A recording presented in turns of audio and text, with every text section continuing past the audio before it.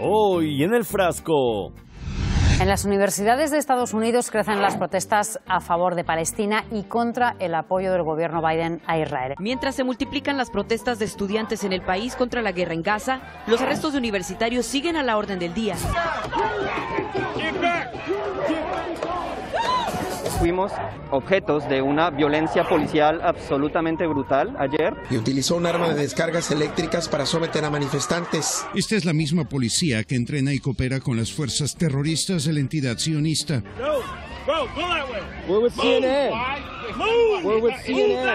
¿Cómo es posible si esta es la democracia, el país de la tolerancia, de la libertad? Allí los tienes, policías con armas de asalto. El gobierno, así como los medios corporativos de comunicación, hacen los esfuerzos más imposibles para difamar a los asistentes, acusándoles de crímenes imaginarios y de supuesto antisemitismo. Ellos que nos están atacando, amenazando, ellos suben nuestras fotos y nos acusan de antisemitismo. Pero esto se trata de anti-sionismo. What's happening in America's college campuses is horrific. Anti-Semitic mobs have taken over leading universities. They call for the annihilation of Israel. They attack Jewish students. I have never felt more proud to be Jewish and more in line with the values of my faith than when I was being taken out of Columbia's lawns with my hands zip-tied behind my back. Aquel que critica a Israel, no que critica a Israel, ni siquiera, que simplemente dice eso es un genocidio, dejen de matar a los palestinos, a los niños, ese es condenado. Hablaremos de esto y mucho más con nuestro invitado del día. El frasco, dudando de los autoproclamados paladines de la libertad. ¿Qué tal? ¿Cómo están? Bienvenidos a un nuevo programa del Frasco Medio Sin Cura, esta suerte de recipiente donde se dan cita las noticias de la semana, lo que se dice en las redes sociales y lo que supuestamente es la realidad internacional. En el año 1968, en plena guerra librada por Estados Unidos contra Vietnam, estudiantes de la Universidad de Columbia realizaron masivas protestas en sus campus exigiendo el fin de la agresión bélica. In April 1968, students gathered at the Sundial in the middle of campus to protest a number of things that they were concerned about. There were students who were concerned about the university's complicity in the Vietnam War effort. Ese tipo de manifestaciones en instituciones académicas se replicaron durante toda la década de los 70 cada vez con mayor fuerza. Y el tío Sam, por supuesto, aplicó sobre ellos una dosis de su habitual democracia y libertad. Voices of those objecting to U.S. involvement in Vietnam were getting louder. In May of 1970, 4 students were killed by National Guard troops during a campus protest at Kent State University in Ohio. Portada del Washington Post en mayo de 1971, un día después de que más de 7.000 manifestantes contra la guerra de Vietnam fueran arrestados por cortar el tráfico en Washington. 5 décadas después, una situación similar se da en las universidades de Estados Unidos, pero esta vez, en lugar de Vietnam, los estudiantes se solidarizan con Palestina. Empezó en Columbia y ahora estudiantes de todo Estados Unidos intensifican protestas contra guerra en Gaza. El espíritu de Vietnam renace en los campus que se llenan de protestas pro-palestinas. Gaza, el nuevo Vietnam, la generación Z, se revuelve contra el apoyo de Estados Unidos a Israel. En las universidades de Estados Unidos crecen las protestas a favor de Palestina y contra el apoyo del gobierno Biden a Israel. Y así como 50 años atrás los estudiantes recriminaban a sus universidades la complicidad con la guerra en Vietnam, hoy denuncian esa connivencia con el régimen que comete un genocidio en Gaza. Hicieron campamentos para oponerse no solo a las operaciones militares de Israel en Gaza, sino también para exigirle a su centro de estudio que desinvierta en cualquier proyecto que beneficie al gobierno israelí o a las compañías que financian la guerra. It is insane that this educational institution that preaches all these high, lofty ideals about education and understanding and making the world a better place is making money off of death and destruction and genocide. Ante estas masivas protestas de estudiantes y docentes, ¿qué habrán hecho desde el gobierno de los Estados Unidos? A, los escucharon, B, los ignoraron o C, los atacaron con la vieja retórica del antisemitismo. Cada vez que los ciudadanos de Estados Unidos salen a las calles para manifestarse en apoyo a la causa palestina, el gobierno, así como los medios corporativos de comunicación, hacen los esfuerzos más imposibles para difamar a los asistentes, acusándoles de crímenes imaginarios y de supuesto antisemitismo. Para implementar esa maniobra, algo desesperada, por cierto, debido a la masividad de las protestas, fue necesario que mandatarios de Estados Unidos, el régimen israelí y medios de comunicación afines unificaran el discurso. I condemn the anti-Semitic protests. That's why I've set up a program to deal with that. What's happening on America's college campuses is horrific. Anti-Semitic mobs have taken over leading universities. They call for the annihilation of Israel. They attack Jewish students. Ellos que nos están atacando, amenazando, ellos suben nuestras fotos y nos acusan de antisemitismo, pero esto se trata de antisionismo. El problema que tuvo Netanyahu con su indignación sobre las protestas en los campus universitarios de Estados Unidos es lo que él mismo ordenó hacer con las universidades palestinas en estos meses. Las fuerzas israelíes hacen estallar la Universidad de Palestina en Gaza. Esto es lo que han hecho con las universidades de Gaza. Guerra de Israel contra educación en Gaza. Más de 200 escuelas y universidades destruidas o dañadas. Las bombas israelíes pulverizan el sistema educativo de Gaza y el futuro de una sociedad donde no había analfabetismo. Lo cierto es que toda esa gastada retórica del antisemitismo predicada por Biden y Netanyahu no cuadra del todo cuando entre los protestantes aparecen testimonios como los siguientes. I have never felt more proud to be Jewish and more in line with the values of my faith than when I was being taken out of Columbia's lawns with my hands zip-tied behind my back. Soy un estudiante judío en una universidad donde los estudiantes realizaron hoy una protesta pacífica. Lo que más nos recordó a la Alemania nazi fue ver cómo una fuerza de policías estatales con equipo antidisturbios se apoderaba de nuestro campus. Pese a todo esto, la prensa dominante occidental insistió con los lineamientos dictados desde Washington y Tel Aviv y ni siquiera así les ha funcionado. Episodios de antisemitismo condenan las manifestaciones pro-palestinas de las universidades de Estados Unidos. Las protestas antisemitas arrecian en los campus universitarios estadounidenses. Esto es 1938. Yo critiqué el genocidio, yo utilicé a mi voz, pero lo que aparece en los titulares y en la prensa es que nosotros somos antijudíos.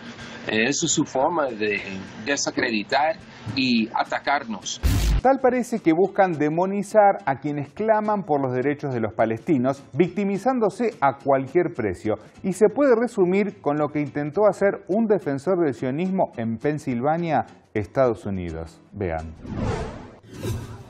Don't hit me with your flag. Hey, false accusations. Hit me with that flag again and see what happens. Don't worry. No te preocupes que nadie se dio cuenta. Ahora, ¿cuál es el objetivo de demonizar a quienes denuncian el genocidio en Gaza? ¿Será acaso justificar la brutal represión que se desató sobre ellos? Continúa la represión contra las protestas pro-palestinas en universidades de Estados Unidos. Y utilizó un arma de descargas eléctricas para someter a manifestantes.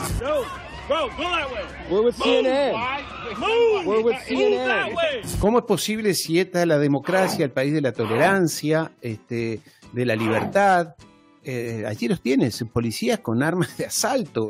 Ni democracia, ni tolerancia, ni libertad. Porque además de detener a cientos de estudiantes, atacaron a periodistas y a mujeres. Por cierto, ¿dónde estarán quienes hablaban de mujer, vida y libertad?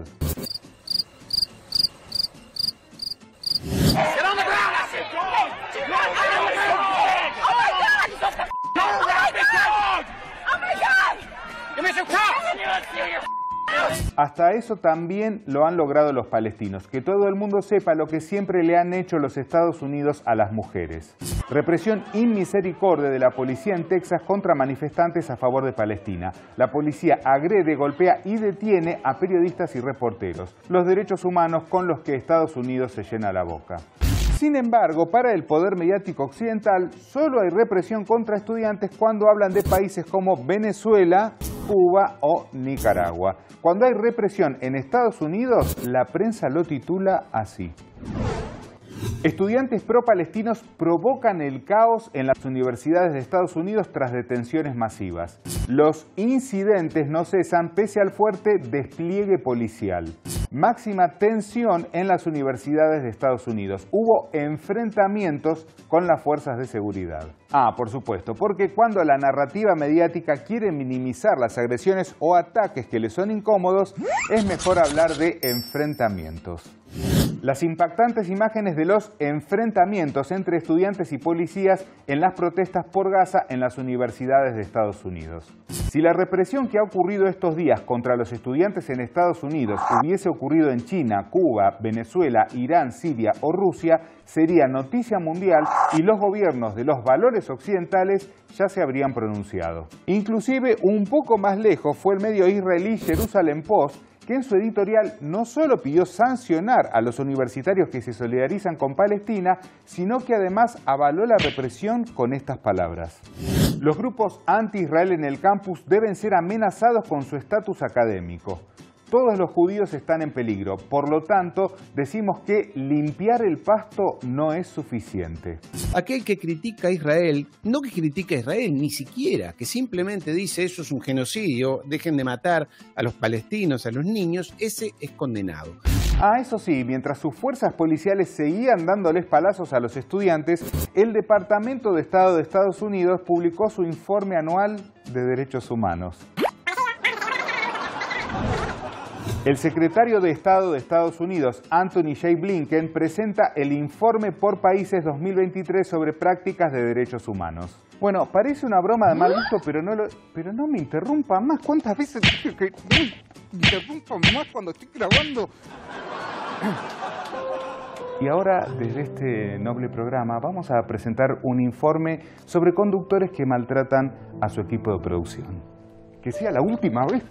Estados Unidos, el país que asesina periodistas, civiles, que da golpes de Estado, que ocupa territorios, que tortura en Guantánamo, que le da armas a Israel para que asesine a 33.000 palestinos y palestinas, ese Estados Unidos sacó un informe de derechos humanos en el mundo. La audacia. No están acostumbrados a respetar las soberanías de los pueblos. Ayer, por ejemplo, sacó el Departamento de Estado una resolución hablando de que en México se violan derechos humanos y ellos situándose como los jueces del mundo. El canciller de Venezuela dijo, sin ninguna moral, el imperio más hostil y mortífero de la humanidad se atreve a hablar de derechos que viola y menosprecia constantemente.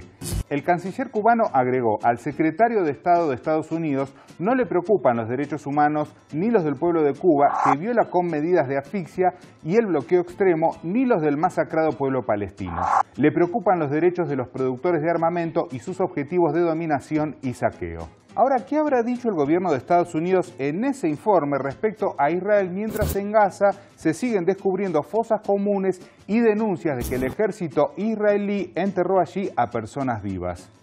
Estados Unidos asegura que investiga posibles violaciones de derechos humanos de Israel y niega que tenga un doble rasero. Y mientras investiga esas posibles violaciones, como parece que los miles de videos de niños asesinados o heridos de gravedad no son suficientes, le sigue enviando dinero a los genocidas y a sus otros aliados. Un paquete financiero por 95.000 millones de dólares, 61.000 millones de dólares que van a ir para financiamiento en armas a Ucrania, 26.400 a Israel y 8.100 a Taiwán. It's going to make America safer, it's going to make the world safer, and it continues America's leadership in the world, and everyone knows. Mientras la policía reprime a estudiantes que se manifiestan contra el genocidio, Biden envía más dinero a quienes cometen ese genocidio y dice que eso contribuirá a que Estados Unidos esté más seguro. Hay algo que no cierra. Al respecto, veamos lo siguiente y hablamos con nuestro invitado del día. El activista José Vico dice en la red social X, si algo puede parar el genocidio es el pueblo de Estados Unidos en la calle. Las universidades han dado el paso, las protestas se han extendido por todo el país. Solo el pueblo puede salvar al pueblo. Gaza será el Vietnam de Israel y la tumba del sionismo. Bueno, muy bien, y para hablar de este tema siempre es un gusto recibir en el estudio a Cristian Arias, que es politólogo y referente de Marcha Patriótica. Cristian, bienvenido al Frasco nuevamente. Gracias a ustedes por la invitación, como siempre. Cristian, allí veíamos, ¿no?, lo que está sucediendo, ¿no?, con estas manifestaciones. Ahora, digamos, lo que estamos viendo es que se está masificando, porque no está solamente sucediendo en Estados Unidos, se están viendo también manifestaciones en Europa. ¿Qué impacto crees que tiene esto en relación al genocidio que estamos viendo en Gaza? Lo primero es que está llegando a un sector de las sociedades occidentales que no están avalando o no están acompañando directamente su proyecto militarista de expansión global, fundamentalmente. Creo que en Estados Unidos, además, va a tener una gran resonancia, o viene teniendo una gran resonancia, que más de 20 universidades se hayan sumado a acampes, a movilizaciones, que no vienen recién ahora con los acampes. Creo que desde el año pasado hemos visto crecientes movilizaciones populares en los mismos Estados Unidos, algo que a veces soslayamos porque, digamos, es el corazón del imperialismo, donde debería haber todo un manto de orden que acompañe precisamente esa empresa guerrerista que tienen sus gobiernos hacia el mundo.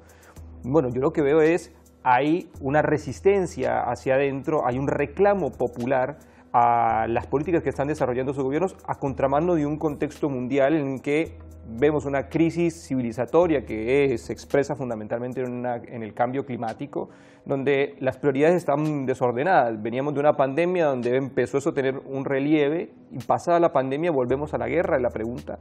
Y yo creo que en esa incomodidad, en ese malestar es donde están surgiendo este tipo de movilizaciones. Lo que sí me llama la atención es que hacia el sur global, sobre todo América Latina, y el Caribe, no está teniendo esa acogida, ¿no? Hay más distancia, si se quiere, entre lo que está ocurriendo en Gaza, o mismo también incluso en el este de Europa, que lo que están percibiendo las sociedades de Estados Unidos y de Europa.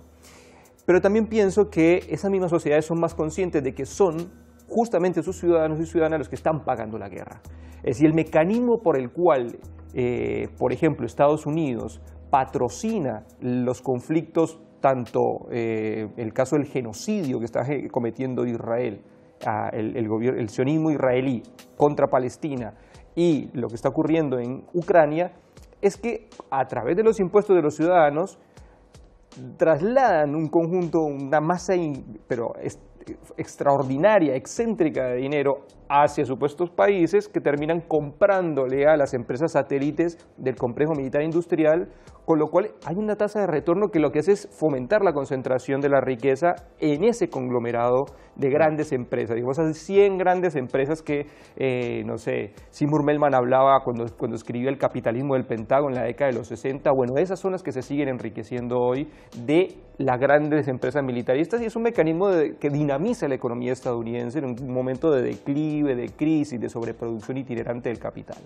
Ahora, analizando particularmente la actitud que tuvo particularmente el gobierno de Estados Unidos, pero también el régimen israelí y la prensa afín, inmediatamente activaron aquel viejo dispositivo de hablar de antisemitismo, ¿no? Ahora, ¿cómo lo ves vos? Porque está muy desacreditado, ¿verdad? Pareciera ser que en algunos sectores sigue funcionando, pero lo que de algún modo también nos permite, digámoslo, vislumbrar es que en el contexto internacional el horror que está mostrando precisamente la cara, digámoslo, más descarnada del conflicto, digo el conflicto, en realidad del genocidio que está cometiendo el sionismo israelí, es lo que hace entrever que ese no es el eje o el esquema sobre el cual no es la línea de registro sobre la que hay que discutir ese tema. Y hemos visto a figuras, personalidades muy importantes del cine, de la farándula, de la ciencia, ¿no?, políticos y políticas alrededor del mundo que ya reclaman, ¿no?, el cese al fuego, que intervienen de manera mucho más directa frente a esto, al punto que han puesto en incomodidad al mismo gobierno de los Estados Unidos. En algún punto ya Biden de algún modo le dice, bueno, avísame por lo menos cuando vas a mandarte alguna de estas, porque el efecto que empieza a tener también en un año electoral dentro de los Estados Unidos tiene también otras consecuencias, tiene otro calado. Yo creo que entonces ese antisemitismo que ha sido una carta de juego permanente, viene siendo una carta de desgaste de algunos gobiernos conservadores, sobre todo por ejemplo en nuestra región latinoamericana, pero que crecientemente empieza a tener otras voces que empiezan a rechazar, bueno, no se trata aquí simplemente de antisemitismo, se trata de que no podemos contemplar de manera pasiva que estén exterminando a 34.000 personas, a 34.000 seres humanos en un territorio que otros se arrogan como propio, ¿no? Eso me parece que es lo que está más de fondo en esa discusión y es muy importante seguirlo denunciando. Ahora quizás una analogía, ¿no?, con eso, la pérdida de impacto de este tipo de acusaciones. Sucede lo mismo también con esta cuestión de sheriff del mundo que se adjudica a Estados Unidos, porque mientras estamos viendo cómo la policía reprime y ataca violentamente a los estudiantes, a la vez en estos días emiten su reporte, su informe sobre derechos humanos, hablando de la práctica de derechos humanos en el resto del mundo, ¿no? Y también uno ve que esto es una doble vara, pero muy evidente, ¿no? La doble vara empieza cuando el informe de derechos humanos alrededor del mundo excluye a los mismos de Estados Unidos. Claro. Ese es el punto de partida. Y el acto seguido es hacia dónde pone el foco. Desde el documento de seguridad nacional, de la Estrategia de Seguridad Nacional de los Estados Unidos del 2022, Estados Unidos viene insistiendo en un eje del mal, ¿no? Ese eje del mal serían China, Rusia, Irán. Y en esa configuración, China tiene el lugar que ellos le dicen, este es nuestro principal competidor en el mundo, ¿no? Nuestro principal competidor en el mundo es la estrategia maligna alrededor del planeta. Y por eso me parece que Estados Unidos trata de buscar el foco de dónde, como poner la lupa, decía, dónde están ellos y sus aliados, ¿no?, cometiendo infracciones a los derechos humanos, etc. Uno ve el documento y lo que se encuentra es precisamente un rastreo fundamental donde están viendo, bueno, cómo está China, cómo está Rusia, cómo está Irán, cómo está Venezuela, claro, ¿no? Y se da cuenta uno que ahí hay un sesgo muy claro y que no es nuevo tampoco. Estados Unidos en los últimos 70 años ha cometido una serie de intervenciones que han derrocado gobiernos, han patrocinado genocidios, digamos, de pueblos enteros hasta de 1 millón de personas. Ahí hay un problema de no poder transmitir a nuevas generaciones o incluso de manera mucho más amplia cuál ha sido la función de ese sheriff global que se arrogan ser los Estados Unidos, para que a su vez no caigamos en la trampa de recomendar ese tipo de documentos y tenerlos como nuestra hoja de ruta y de referencia al analizar los derechos humanos. Hoy lo que yo veo es un mundo en el que hay unos bloques donde Estados Unidos lo que está tratando es de configurar como amenaza en nuestra región a Rusia y a China, y el pretexto que tiene es la militarización de la región. En un mundo donde se van como generando nuevos abroquelamientos, ¿no?, donde la tendencia es más hacia cerrarse, como una nueva vuelta hacia un proteccionismo, quizá con un tilde cultural mucho más conservador. Y en esta etapa, la remilitarización lo que le permite es a Estados Unidos tener aislado de esos factores que ellos reconocen como amenaza. Y es indiscutible que Estados Unidos sigue teniendo la hegemonía, por ejemplo, en la provisión de materiales estratégicos en nuestra región. La mayoría de nuestros países siguen comprándole las armas a los Estados Unidos. La Argentina, de hecho, acaba de incluirse en esa lista adquiriendo 24 aviones F-16. A través de Dinamarca está adquiriendo además nuevo material de guerra, material para seguridad interior. Ha incluido también un acuerdo con el Cuerpo de Ingenieros del Ejército de los Estados Unidos para el control y la vigilancia de la llamada hidrovía del Paraná. Yo creo que ahí es donde está el foco, porque Estados Unidos quiere dentro de todo esto garantizarse el proceso de acumulación capitalista, dominar políticamente y a partir de eso seguir acumulando económicamente. Cristian, muchísimas gracias por haber estado aquí hoy en el programa. A ustedes, como siempre, por la invitación.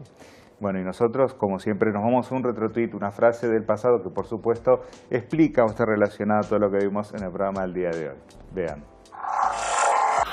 Es necesario que la convicción revolucionaria del estudiante lo lleve a un compromiso real hasta las últimas consecuencias. Camilo Torres, sacerdote colombiano, pionero de la tecnología de la liberación. Después de décadas y décadas de propaganda para justificar la ocupación y el despojo de las tierras de los palestinos, los pueblos del mundo se han levantado para denunciar a los usurpadores y ya ninguna censura, manipulación o represión parece ser suficiente para detener este punto de quiebre. Los esperamos la próxima semana, como siempre aquí por Hispan TV. Muchas gracias. Aquel que critica a Israel, ese es condenado.